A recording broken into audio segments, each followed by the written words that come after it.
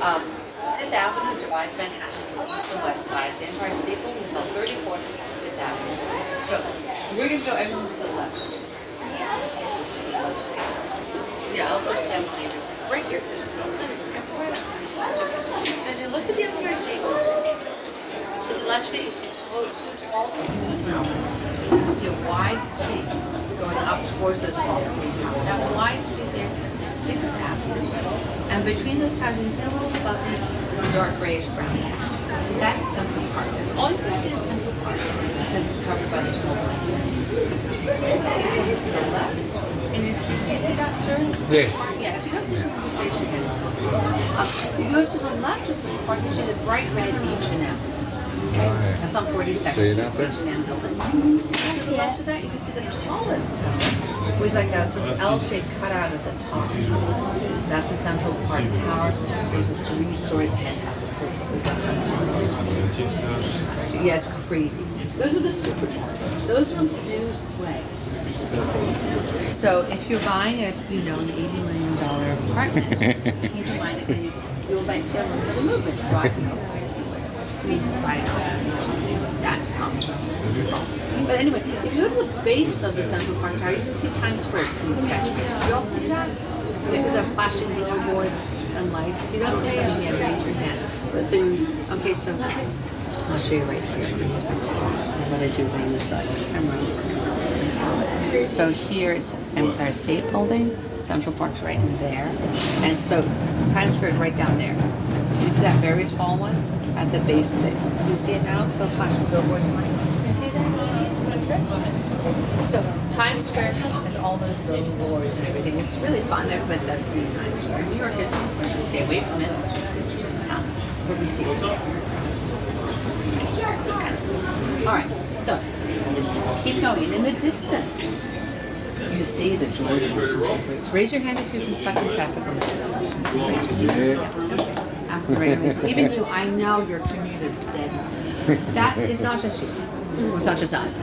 The George Washington Bridge was opened the same year as the Empire State Building, that is in 1931. Empire State Building was built in 13 months. It opened in May 1st, 1931. The George Washington Bridge opened in October of 1931. When it opened, it has 8 lanes. It was one of the busiest bridges. Then in the 1960s, they added 6 more lanes underneath. It is a 14-lane suspension bridge, the only one in the world, and it is the most trafficked bridge because it's the 95. If you're driving, if you're driving lobsters from Maine to Florida, you're going to take the bridge. You got to take that. So it's always a mess. Like I said, it's not just you because everything's going through there. Over 100 million vehicles crossing every single year.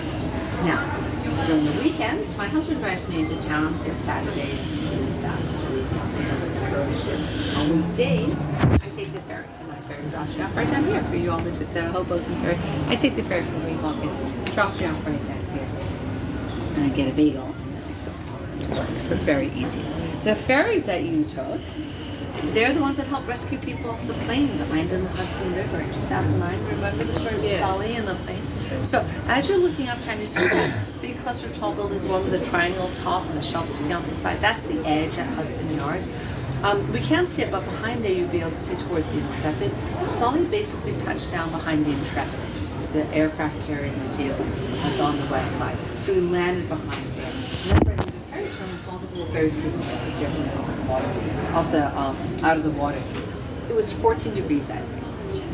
And the water temperature was 16 degrees. So just getting everybody off the plane was so important. Then you can see all these piers. Now, see the big one says, I want to thank you. Those are athletic fields in the middle. They're great playgrounds on all these piers that have been built out.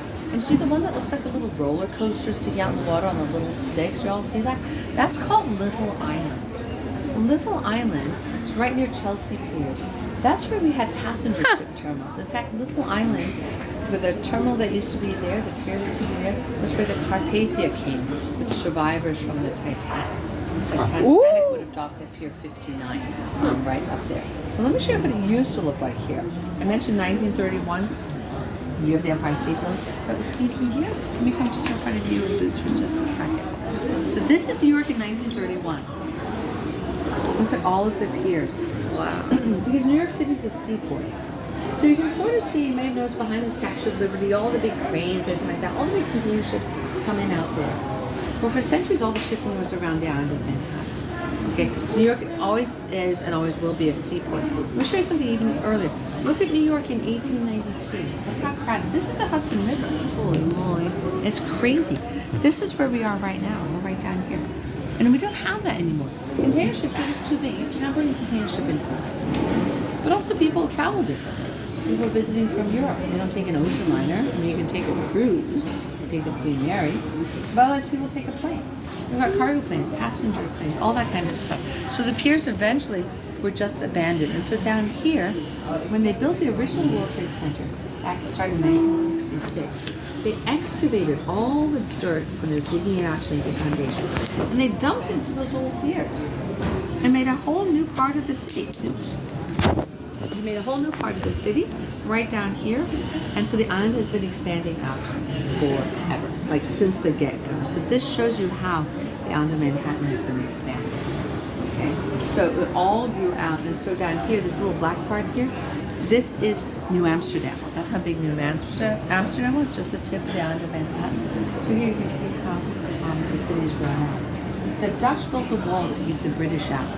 Once the British took over, the wall comes down and the city's growing up the island. There's a very famous street where the wall was. Anyone want to guess what it's called?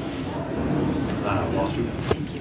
Wall Street! I had to guess that. Fit that. I'm like, no, let's start again. Okay, there was a wall there. So Wall Street was a wall that went from river to river. So you can see this. If you're walking around downtown, that's why downtown can get a little confusing. Look at this. That's the shape of the island. It's just that. That's it. Okay, that's it. Right. So the numbered streets start in the early 1800s. So they don't start until Houston. That's what in Houston we say Houston. They start up there. Tribeca is the triangle below Canal Street. So from Canal to Broadway to the World Trade Center makes a triangle shape. That's where Tribeca gets its name. Soho is south of Houston. There's Houston Street and so on. So the city grew up there, and the village had already been built, so they just started the numbers above.